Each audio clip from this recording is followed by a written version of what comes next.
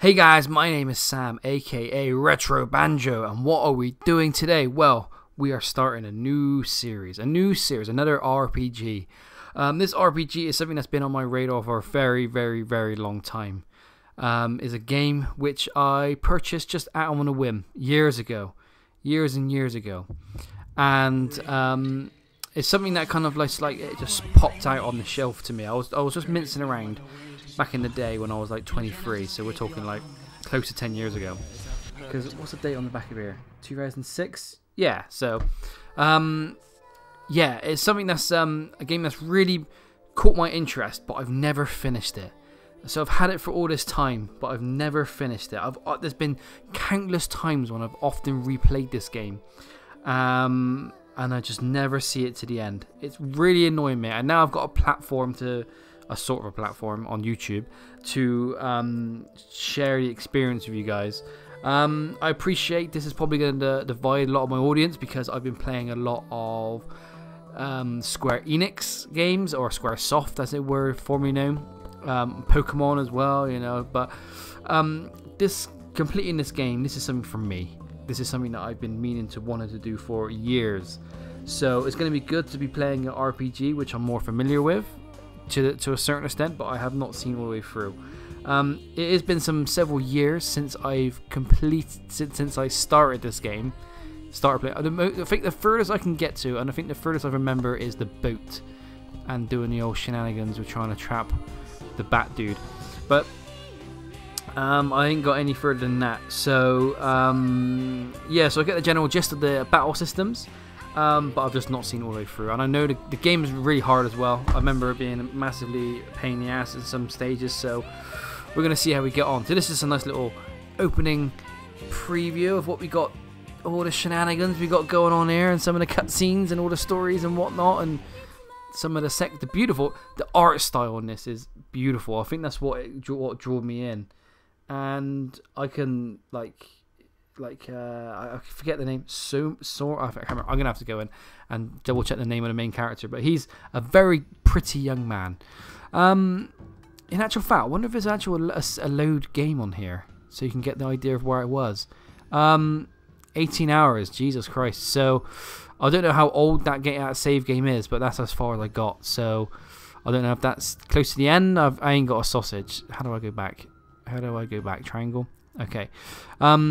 That was years ago. I honestly can't remember where or what that is. So, here we go. Let's start with a new game. Let's get straight into it, shall we? All characters and storylines depicted in the game are purely the work of fiction. Any similarities to person living or dead, it's just a coinky dink. Interesting. I wonder if there is actually anyone in this game that are actually where the designers have actually kind of like take inspiration from like people around them and stuff like that. I have no idea.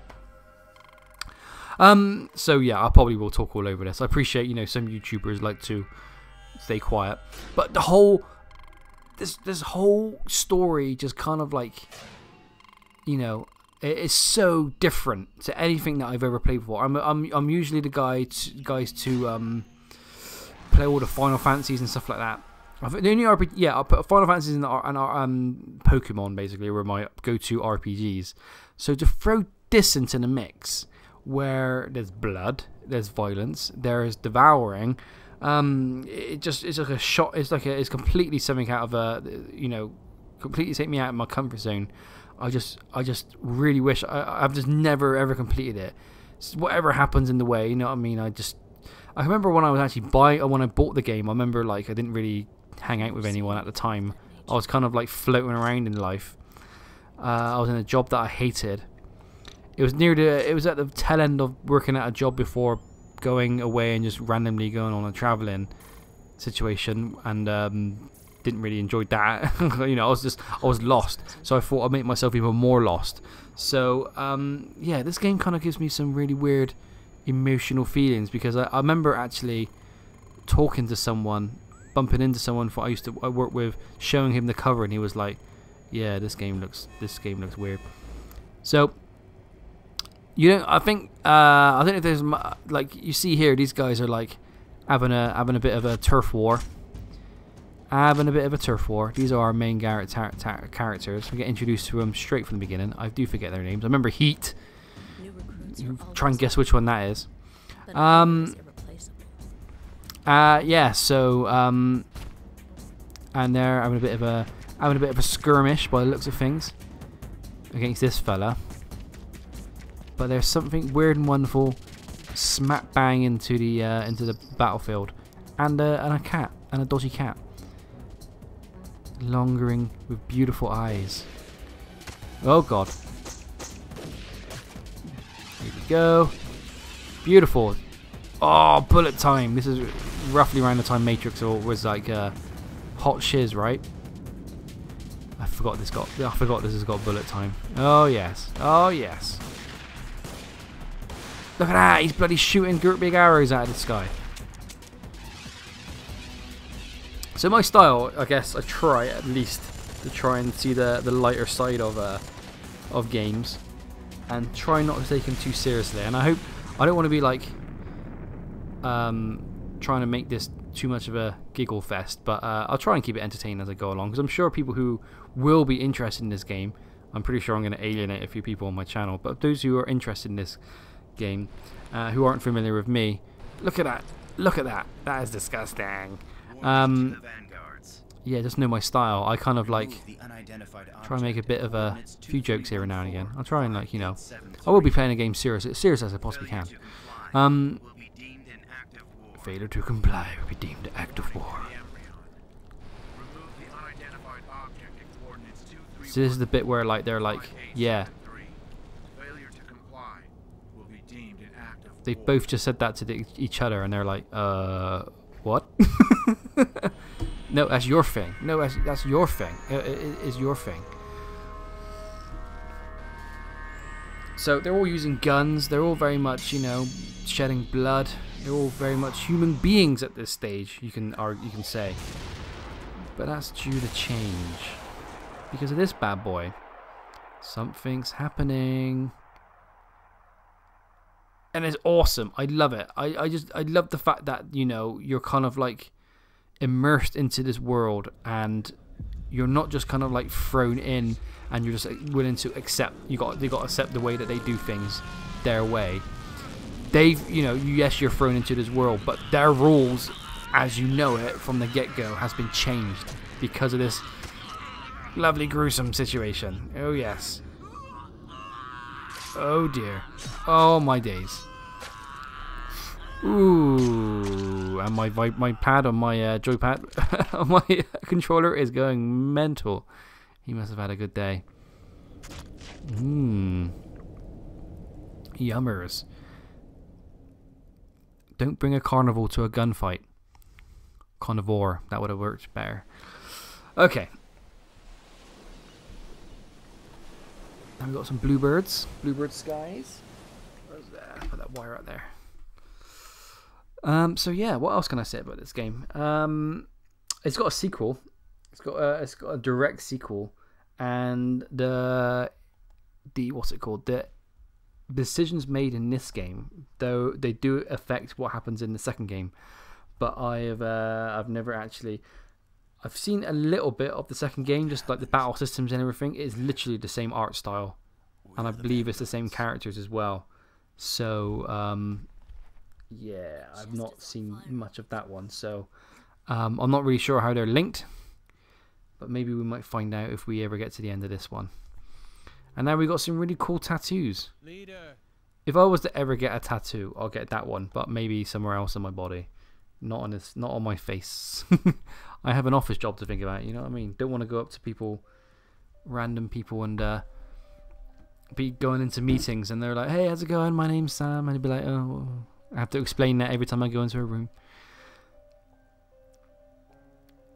And now we've got the aftermath. We got, who's this bird? She is the one. The one with no hair. No, she got neutral hair. Is that right? Is that why they all kind of like feel like she's a bit weird? Because she has brown hair. She has dark hair, for crying out loud. I think everyone else has got like some form of colours on them. I could be talking about my butt. I can't remember much. I feel like I've met this girl before. And they all seem to feel like they've met her. I want to know more about her. I'm sure you feel the same. Surf, that's his name. Okay, I was playing Kingdom Hearts not too long ago, so I thought it was bloody Sora. No, Surf. Here's the cat. It's lots of question marks from the get-go. So you're thrown into a world. Their world has been turned upside down. It's all going Pete Tong. As far as length of episodes, I'm thinking I'm going to go a little bit. I need to balance between creating episodes and making progress in here. So I'm thinking already, like, we're 10 minutes in and 11 minutes in, and I've not really done anything. So like these cutscenes are going to be super long and stuff. So I'm thinking I need to go a little bit longer, like 20 minutes or so, I'll say. But we'll play it by ear. There won't be no set pattern, because I can guarantee there's going to be situations where I'm going to be like stuck in a dungeon. I can't find a bloody save point or something stupid like that. So, The woman is not our concern. so we're having a bit of a chit chat as to what's going on. Everyone seems to be a bit like freaked out with their markings. He's got that bad boy. She's got one on her breasts. He's got one on his hip. He's got a bad boy one on his forearm. Our priority is to clarify the situation. It's like Surf went to he got pissed in on Ibiza night out, and he got a tattoo on his face, Mike Tyson style. I will. They may have an answer for us. So we're now going to infiltrate the vanguards. So it's basically this game's all about turf wars. They all, like, for centuries, every single one of these, I think there's 6, 7 or 8 territories, I can't remember, but they're all basically battling each other, and they've been doing it for bloody donkey's years. And no one's got like the heads up. No one's kind of got the advantage, and then all of a sudden this happens, and everyone's now able to, they're able to turn into the monsters that you saw in the cutscene. So, hello mate, I feel like I have met her before. Oh god, I need someone to say that name, so in order for me to make sure I'm saying it right. Do not concern yourself with the girl. Our only concern should be reaching Nevada. Oh yeah, that's the main goal, is to whichever the last team standing, the last territory standing, goes to Nevada, and they sing Teen Spirit. He was present when she appeared, so he may know these about the girl. Okay, I think all I need to do at this stage is just to get that fudge outie. Also, as well, you've got like the echo up the top left-hand corner there, which I think that's what it's called, the echo. Which has an impact on the environment. The stronger the noise. It's the girl with the black hair. Yeah, they seem to be obsessed with her hair. She seems to be the only person in this world with black hair. Cool. So it's up to 2 at the moment, and I believe it has an impact on the price of stuff, as well as monsters difficulties. I'm not 100% sure. I might be talking out my bum. But comment below if you want to explain that to the people who's watching this. Yeah, so I think that's about right. I don't think there's any major concerns about it in the early parts of the game. I think maybe later on it might come into play. I'm not sure. Look, this goose has purple hair. Unknown objects has been appearing ever since the light flowed through the junkyard. When you approach the objects, items and equipment appear. If you see one, you should probably take advantage of the abnormality. Will do, mate. Here we go. I'm just going to have a look-see in all these rooms, make sure that I can get everything that is tucked away, all the nooks and crannies. So we got like a nice little orange logo. We got a vendor here. Yeah, I do believe the prices change as the echo goes up and down. I think this is the first time you see this. The first time you enter a vendor, you get this little cutscene, this kind of explanation of like, hello. Look, here are all the weapons you need in order to mutilate one another. Bit over the top, but there you go. Oh dear. I think at this stage it doesn't give you much. Rations. It gives you like all these stuff and things. Rations. Do I want any rations? I don't know. I think I might be okay for now. Go back. I don't. Thing is, it gives you ammo, but I don't think I was ever in a position where I can understand when is a good place to use ammo. It would all come apparent soon enough because I haven't done a battle yet. So what is mincing around? Have you recovered your memory, sir? Do you remember the vendor? Yeah, please remind me. Each time you defeat an enemy, Makia credits are recorded in your tag ring. You can exchange Makia for items and equipment for various vendor locations. There's a vendor in our base as well. Why not pay a visit? Cheers, buddy. Hello, Blue Hair Dude. Do you remember everything now, sir? Do you want to know about the karma terminals? Tell me about the large ones again. You may teleport, recover, and save at large karma temples. If you are defeated, your progress up to that point will be erased. Make sure you save and recover often. There is a large terminal in our base. Why don't you try it out? What about small ones? Remind me what small ones do. Do they teleport? I don't think they do. Small karma terminals are just simplified versions of the large temples. Small terminals do not allow recovery. The small terminals usually connect to large terminals in the same area. This base does not have a small terminal. There will be a little useful one here. Gotcha. I remember now. You're in a massive dungeon, and you can like transport back to the main hub by using the small terminals. Hi guys. Hiya. I think they have a little chit chat in this one because they're kind of like the rules have changed or something along those lines. Here we go. Nice little scene. Wakey wakey.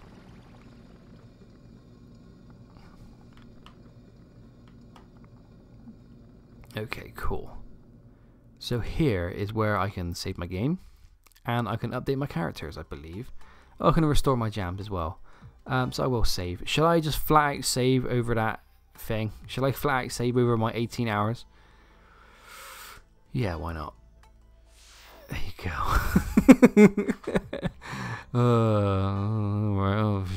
Should I have done that? Should I have done that? Oh god, it's too late. It's too late. It's too late. It's gone. We're rewriting history here. Okay. I can't remember anything of that playthrough. Or I don't even know where that... What's it called? That location that's said on the save point. I couldn't tell you where that is. Okay, here we go. I think there's some bits and bobs we can mess about with out here. I think there might be some things to collect. Have a look. It's just a little mince around. More things.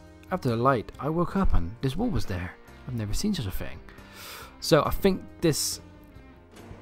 there are like certain areas and certain dungeons, including our own premises, which have a few secret areas, which will have a few sexy objects where we need to collect. Maybe I got those bad boys. I don't know what they do. I'm sure we'll find out. This way, please. I do love the music in here as well, particularly the battle music. When we get to that, I would show my love for that.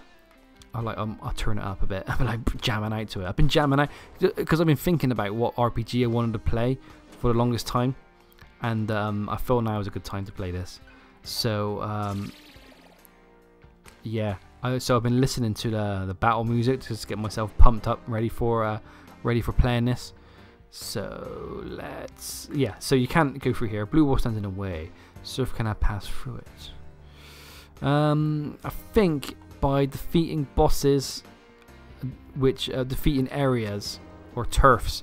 We're the orange turf, right? So I think all the other turfs have like different colors, and then you get the key from that particular turf by doing something. I think that's about right. It's the smallest area sandwiched between the vanguards and Maribel's sectors. If I pronounce some of these things wrong, I do apologise. Do I need to go in there? I think I do actually. This sends me up. because our little territory is like a little bit underground. So is there anything of interest over here? I don't think so. So I think we're gonna bugger off now. I'm just gonna exit, leave the area. Yes, please. And I think it gives us the overworld. Here we go. Nice. So I can sight where the black object and the girl appeared. So that's where we all had a big skirmish. And this is where we're going to go to next. Oh, how do you pronounce that? Svadhistana?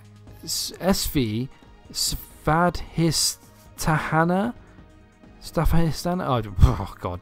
My dyslexic brain is just going crazy. So anyway, I'm going to leave this episode here, guys. I think that's a nice place to kind of end it. It's a nice little intro to the game. Come back in the next episode as we're going to get started into, I think, yeah, we do kind of, they kind of like don't understand what's going on with their markings, and they find out what's going on with their markings in the next episode. So thanks so much for watching. Come back in the next episode as we continue our journey through Digital Devil Saga. Cheers then, guys. See you then. Bye bye.